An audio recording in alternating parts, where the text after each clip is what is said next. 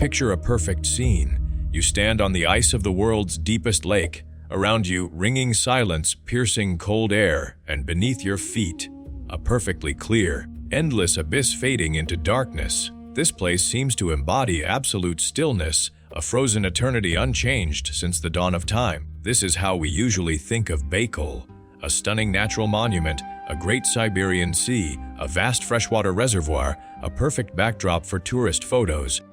But right now, as you gaze at this tranquil surface, deep beneath the water, in the planet's very core, something truly terrifying is happening.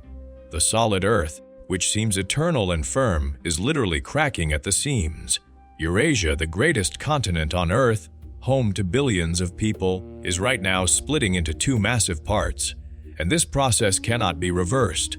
What we habitually call a lake is in fact a colossal tectonic time bomb. This is no mere mountain pond. This is a nascent new ocean that will one day forever transform our planet's face and redraw the maps of the future. To truly grasp the scale of this coming catastrophe, we must cast aside all our familiar notions and descend into total darkness. Where rock melts, human laws mean nothing, and Earth's new face is being forged right now. We are used to measuring time on a human scale. Hours, days, years, centuries at best. In this framework, mountains stand forever and continents are nailed in place by invisible spikes. But geology has its own clock, and its hands move in epochs of millions of years. If we speed up geological time, we see an incredible and slightly terrifying picture. We see Earth's surface breathe, deform and flow like thick tar. Earth's crust is not a monolithic shell. It is a mosaic of giant plates in constant motion. They collide, crumpling their edges into great mountain ranges like the Himalayas, grind against each other, causing massive destruction. And crucially for our story, they can drift apart. This process of crustal tearing is called rifting, and Baikal is a classic, textbook example of a continental rift, a living, pulsing wound on the continent's body. To find the root cause, we must mentally dive dozens of kilometers down to where solid crust ends and the mantle begins. In this scorching, plastic medium lurk forces capable of moving continents. Beneath Siberia, deep underground, a colossal geological mechanism operates. Scientists call it a mantle plume or anomalous mantle heating. Imagine a colossal blowtorch firing straight upward into the base of the Eurasian lithospheric plate. This stream of superheated material rises from the depths, spreads beneath the solid crust, and slowly but surely begins to stretch and melt it. Temperatures there reach thousands of degrees, and pressure defies human imagination. Under this invisible underground fire, Earth's crust above Baikal behaves like a piece of plastic heated and pulled in different directions. It grows thin. Continental crust is normally about 40 or even 50 kilometers thick. A sturdy shell, but here, beneath Baikal, this shell has stretched and in places thinned by nearly half. The solid Earth loses its strength. It bows into a giant dome, then, unable to bear the immense tensional stress, begins to crack. Enormous rock blocks, the size of entire European countries, sink down along deep fault systems. This is how rift valleys form, giant sinkholes on Earth's surface. The Baikal Basin is just the deepest, central part of this vast crack system, stretching thousands of kilometers from northern Mongolia to cold Yakutia. Now imagine the scale of this phenomenon. Baikal holds 1/5 of all the world's surface freshwater reserves. Its depth reaches 1,642 meters, a staggering depth. Yet even this figure is just an illusion. The visible depth of the lake is simply the distance from the water surface to a bed of mud and silt. The true rock floor of the Baikal Rift lies far deeper. Over millions of years, rivers have washed colossal amounts of sediment, sand, clay, and rock into the abyss. If we could take a giant excavator and scoop out all these sediments, we would see the true depth of this wound. It is astounding. The distance from surrounding mountain peaks to the hard crystalline basin floor reaches 8, and in places 10 kilometers, deeper than the Mariana Trench in the ocean. In essence, this is the grandest canyon on dry land, simply disguised by water and kilometers of compressed silt. Every year, every minute, this abyss keeps growing. The Amur tectonic plate, holding part of Siberia and the Far East, inexorably drifts southeast away from the main Eurasian plate. The speed of this separation seems trivial, just a few millimeters per year. Less than the rate your fingernails grow. Multiply those millimeters by a whole continent's mass.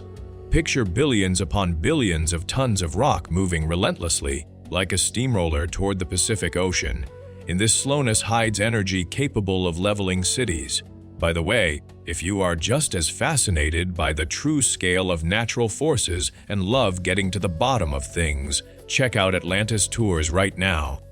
And if you want to see all this with your own eyes, join us on an expedition to Mauritania, Egypt, or Baikal, and we continue our dive, because behind the illusion of calm hides a history of real catastrophes.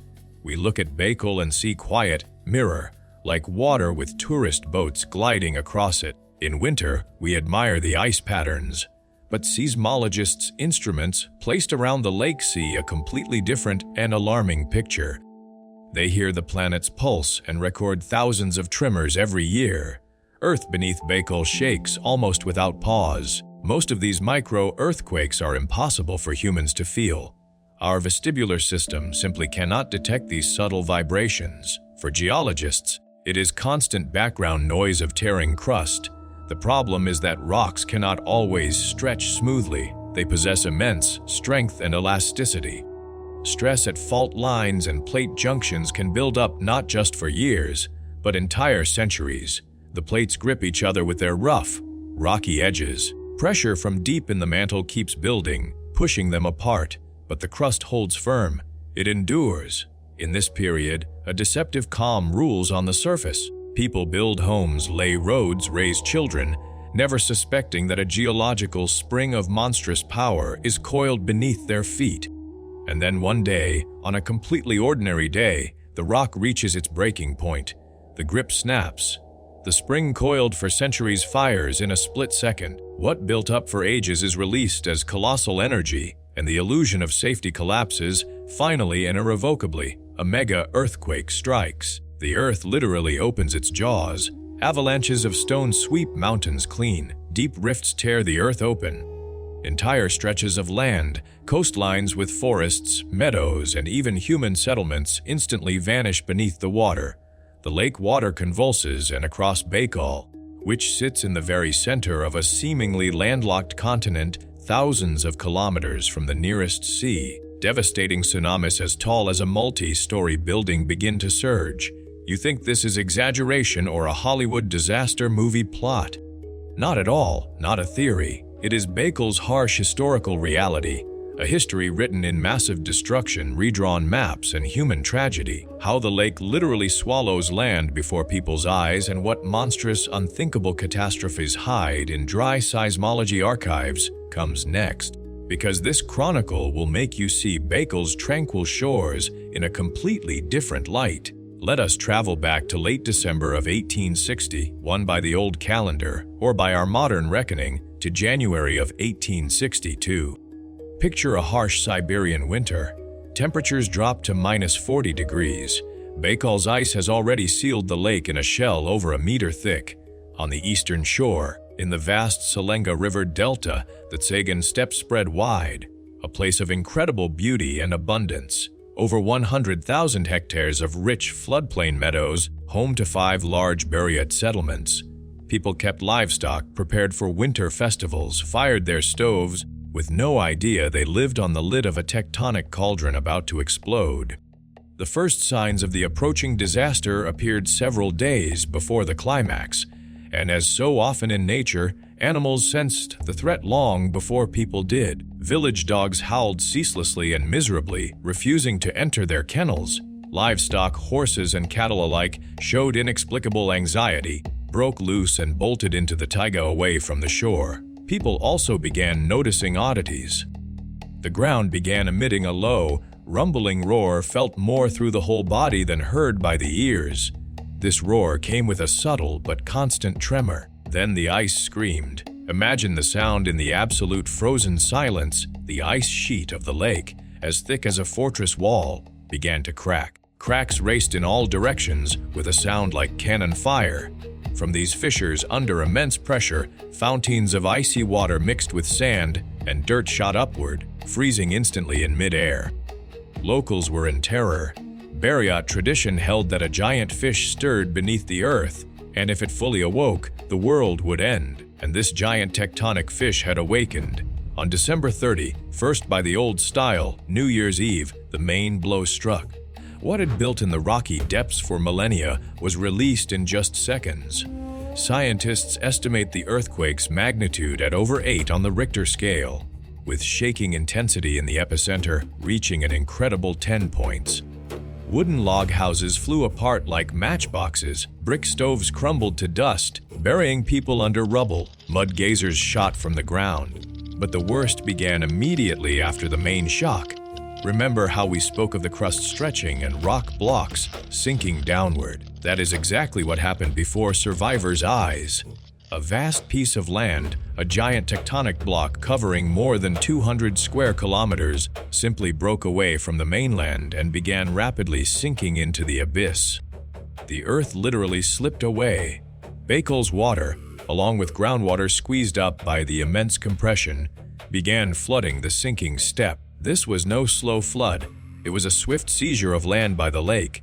People grabbed children in panic, abandoned everything, and ran to high ground. Some were rescued by boats floating over the very ground where herds had grazed and homes had stood just yesterday. The tragedy lasted several days until the earth settled at its new, deeper level. As a result of this catastrophe, the Tsagan steppe ceased to exist. In its place, Provo Bay was formed. A large piece of Russia's map vanished, becoming Baikal's new floor. This earthquake, known in history as the Tsagan quake, became the most vivid documented proof that the rift lives its own life and the process of continental rupture never stops for a single moment. But ground subsidence is not the full arsenal of Baikal's destructive tools. When giant masses of earth instantly plunge underwater or suddenly shift along the bottom, they push colossal volumes of water ahead of them. An effect arises that we usually associate exclusively with ocean coastlines. A tsunami forms. Yes, you heard right. Sitting in the very center of Eurasia, thousands of kilometers from the nearest sea, Baikal can generate its own destructive waves. The mechanics of a Baikal tsunami differ from an oceanic one, making it even more unpredictable. In the ocean, a tsunami wave has enormous length and, approaching a gentle shore, slowly grows into a towering wall. But Baikal is a deep bowl with steep, sheer banks. When a tectonic shift on the bottom generates a wave, it cannot freely spread and lose energy. The wave races at tremendous speed to the opposite shore, slams into the cliffs, reflects off them, and flies back. A so-called Sishi effect begins. A giant resonant sloshing of water in a closed basin, as if someone is shaking an enormous tub of water. The lake level can instantly rise and fall by several meters, washing away everything in its path. Historical chronicles and geological studies confirm that waves several meters tall have repeatedly struck the shore, hurling enormous boulders and house-sized chunks of ice onto the bank. Imagine what would happen if such a mega-earthquake struck today, say on Baikal's southern end, where population is far denser, where the Trans-Siberian Railway is cut directly into cliffs above the water's edge, and where dozens of tourist camps stand. The catastrophe would be unimaginable. We have seen the past and assessed present risks, but now it is time for the most striking mental journey. Let us look into the deep future. What will happen if we fast forward geological time not by centuries but by tens of millions of years? That very mantle plume, the underground blowtorch beneath Siberia, will not go away. It will continue its destructive work. The drift rate, those few millimeters per year, over millions of years becomes hundreds and thousands of kilometers. A new ocean's birth is written into Earth's physical laws.